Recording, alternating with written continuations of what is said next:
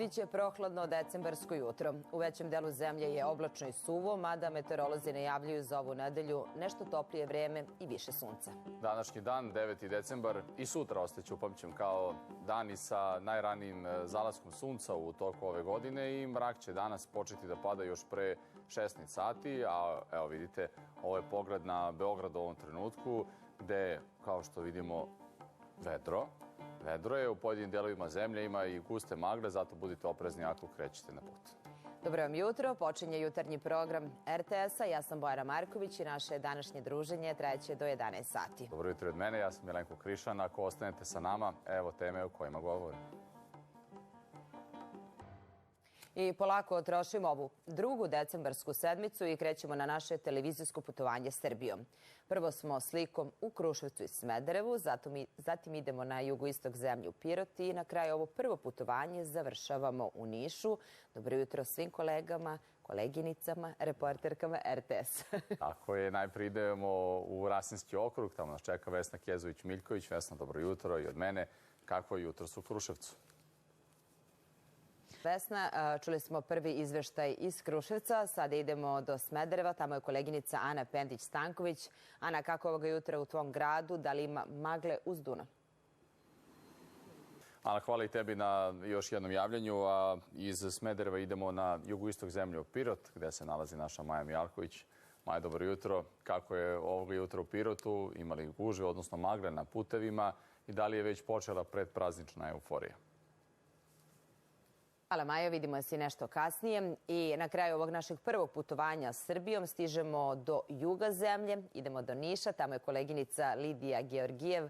Lidija, dobro jutro, da li je hladno ovoga jutra u tvom gradu i šta je važna informacija za Nišlije?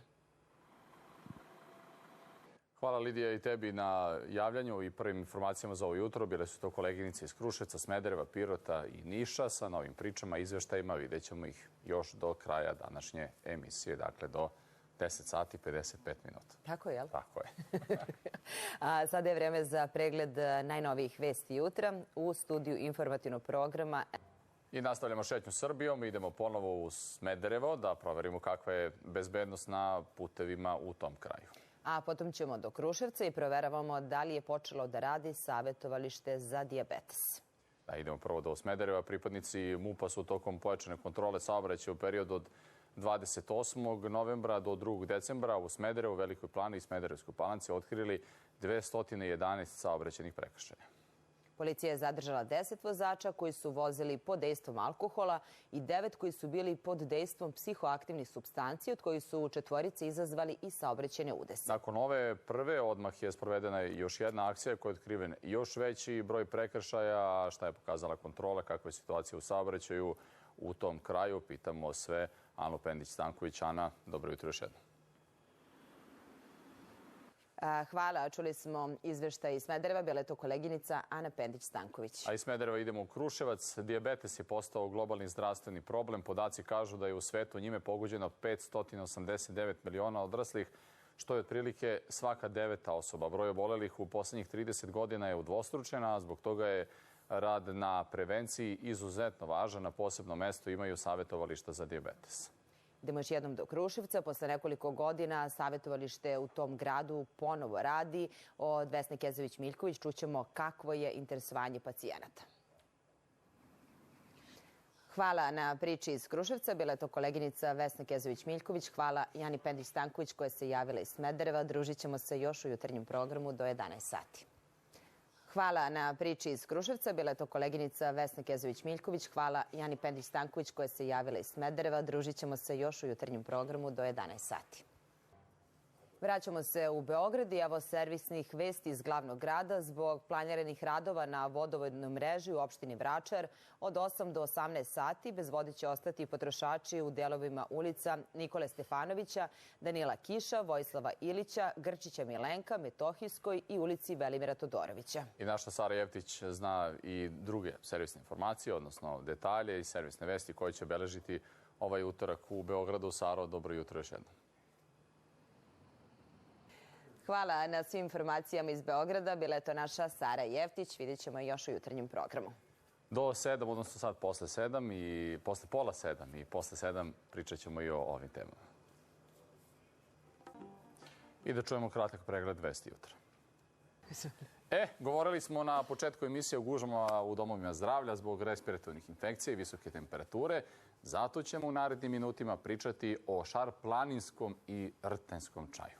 Reč je o biljkama, tako je, čija su lekovita svojstva dobro poznata tradicionalnoj narodnoj medicini, a sve detalje nam naravno otkriva Momčilo Antonijević, novinar i narodni travar, tajne bilja i ovog utorka. Dobar dan. Redovna rubrika na zadovoljstvo velikog broja gledalaca. I na moje I naše. Dobro. Mi ćemo odmah da pripremimo čajeve. Tako je. Ja samo sam hteo na početku, maloj deci ukus zna da bude problem. Još kad bi pogledali prilog, pa posle tog priloga, kako bi nas tek tad ubedili? Bio sam na šari, pa da vidite kako izgleda jesen tamo. Bravo, ajde. Ovo je šarplaninski. I divna priča sa Šar planine, divna priroda. Pijemo čaj i pričamo o rtenskom čaju. Malo i vi da uživate u ovom čaju. Dakle, ovdje ima malo biljčica, to se nećete naljutiti. Evo, izvolite. Hvala. Rtenski čaj deluje fantastično također na naše respiratorne organe, na naše organe za varenje. Specijalno dobro se bori protiv bakterije. Pylori preporučuje rtenski čaj. On odlično deluje i na urinarne infekcije, specijalno ako se kombinuje sa plodovima brusnice, a u kombinaciji sa zovom su idealan izbor za ove hladne dane. Odlično, jako prija u ovo vreme, posle 2-3 kafe, definitivno. Smo te čekali do pola 11, treba si ranije da dođeš. Tako je, ja sam da gledalcima otkrio, stavio već malo ranije ove biljke da odstoje u specijalno eterično ulja iz rtenskog čaja prešle iz biljke u vodu. A čekaj, može da se pije na dnevnom nivou, da? Može da se pije. Ujutru nana i crni čaj, je li tako? Zeleni. Zeleni čaj, izvini. Da, zeleni čaj, tako je, zeleni čaj. Uveče kamilica. Ovo preko dana, pa mi ćemo čajeva. Gota svojih voditelja. Dobro. Borimo se prirodom, jer ne znamo drugačije. Bravo.